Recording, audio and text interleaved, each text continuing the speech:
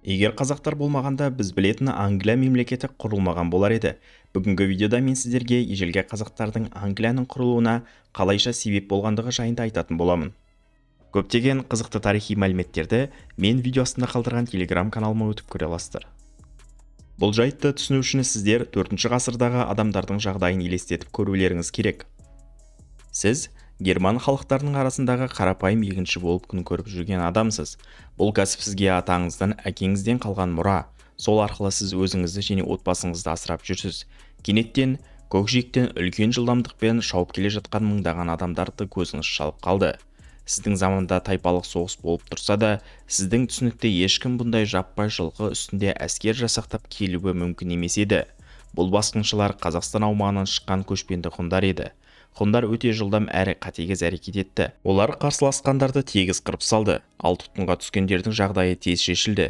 Егер сіз ер адам болсаңыз, сіздің жағдайыңыз ғұндар қоршауға алған қамалдарды алуда алдыңғы шепте болатын еді. Бұл соғысқа аттанушылардың ең қауіпті әрі өліп кету мүмкіндігі жоғарғы түрі болатын. Ғұндар өз адамдарын қауіпті соғыстарда барынша қауіпсіз етуге тырысты. Олар қамал алуда қолға түскен тұтқындарды жіберіп, өздері қамал қорғанысы бұзылғанға дейін тамашалап тұратын. Тіпті соғысқа шықса да қарсыластарын өздеріне жолатпай, садақпен атқылап жойып жіберуге тырысты. Егер сіз әйел болып тұтқынға түссеңіз, ғұн жауынгерлері әйелдерді өзара бөліске салды. Себебі ғұн еркектерінде неғұрлым әйел көп болса, соғұрлым ұрпақ көп болды. Ал бұл жағдай 15-20 жылда жаңа жауынгерлер санын көбейтіп, бұрынғысынан да кең көлемде жорық жасауға мүмкіндік берді. Ғұндардың Европаға жорығы 370 жылдан басталды, себебі бұл уақытта Европада Остгот, Вестгот, Гепит, Вандал секілді герман халықтары шашыраңқы болып бір-бірімен соғысып жатқан болатын. Шашыраңқы германдарды кезек-кезек басып алып, байлықтарын тартып алу ғұндар үшін өте тартымды болып көрінді. Сондай-ақ ғұндар қару-жарақтан озық болды. Ғұндар үзеңгі ойлап тауып, ат үстінде еркін әрі жылдам садақ тарта білді. Олардың садақтары да Европа садақтарымен салыстырғанда әлдеқайда дамыған жойқын күшке ие болды. Енді сол замандағы адамдардың жағдайын түсініп көріңіз. Сіздің елге бөтен түр әлпетті, бөтен мінез құлықты, сіздің елдің жауынгерлері төтеп бере алмайтын жойқын күш шабуыл жасады. Олармен соғысқандар қырылып қалды.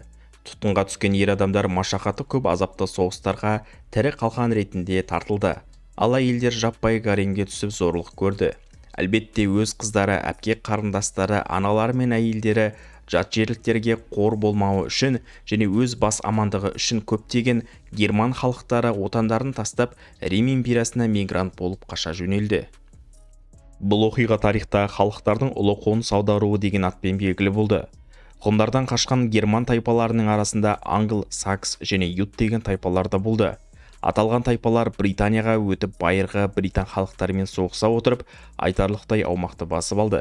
Олар сол жақта Англия мемлекетін құрды. Яғни біз білетін Британия аралдарындағы англо-сакстардың мемлекеті Қазақстан аумағынан шыққан ежелгі қазақтар болған ғұндардың жанама себепкерлігімен құрылды.